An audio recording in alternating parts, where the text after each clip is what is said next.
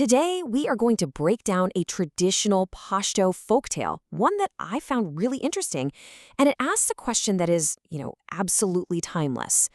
On the surface, it seems like a pretty simple story, but the message it has about what a person is really worth, well, it feels more relevant now than maybe ever before. So, let's just dive right in. So, before we even get to the characters, let's just sit with this for a second. This is the big question the whole story is built around. What truly defines a person's worth?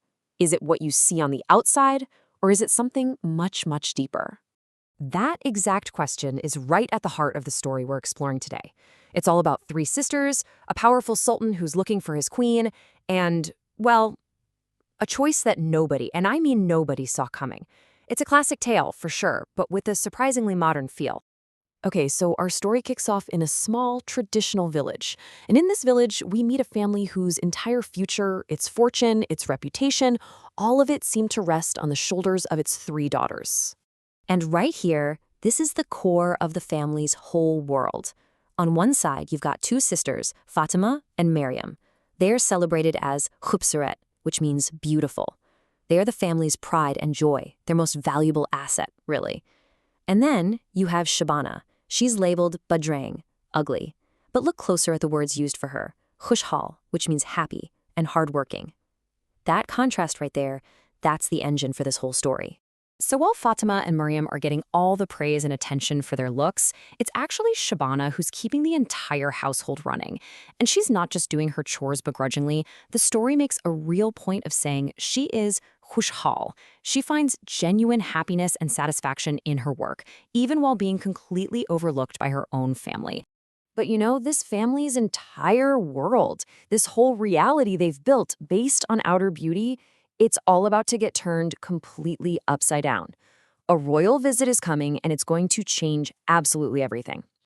And then it happens. A powerful sultan and his whole entourage ride into the village. And he's there for one reason, and one reason only. And it sends a shockwave through the community. He's looking for a wife, a queen. For Shabana's family, this isn't just a big deal. It's the moment they feel their beautiful daughters were born for. And suddenly, the family's priorities are crystal clear. All their energy, every last one of their hopes, are poured into Fatima and Maryam. They're dressed up, presented front and center for the sultan. And Shabana? Well, she's kept in the background, told to serve them tea, basically made to be invisible. But here's the one tiny, crucial detail the family misses. The sultan isn't just looking. He's observing. He's watching everything and everyone. And all of that careful observation leads us right to the story's big climax, a decision that, well, it's a decision that nobody saw coming. You see, the Sultan saw the dazzling beauty that was put right in front of him, and he looked right past it. He was clearly looking for something else, something more substantial.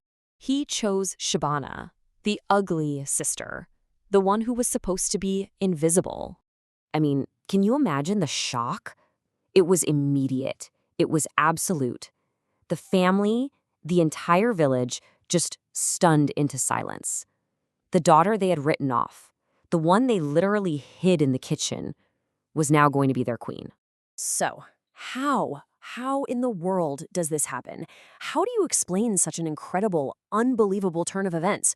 Well, the story gives us one powerful, all-encompassing idea: Kismat.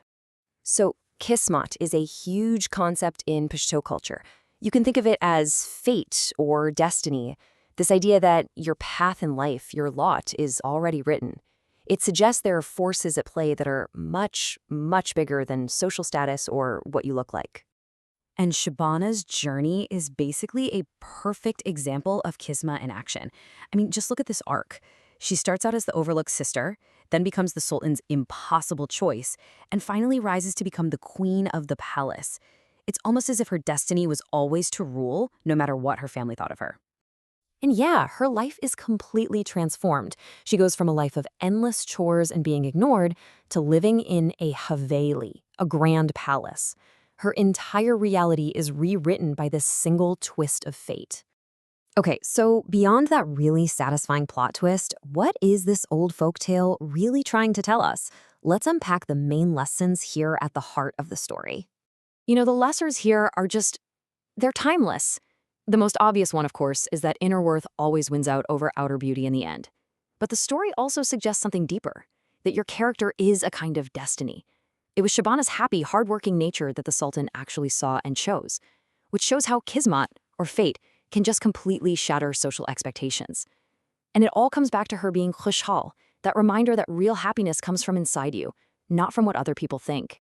Really, if you boil it all down, this is the core message. Shabana's destiny, her kismet, it wasn't written on her face. It was written in her character. And that leaves us with one last question for us, for right now. In a world that is so obsessed with image, with what's on the surface, where do we still see this ancient lesson playing out? What modern stories, big or small, still prove that a person's true worth lies so much deeper than what the eye can see?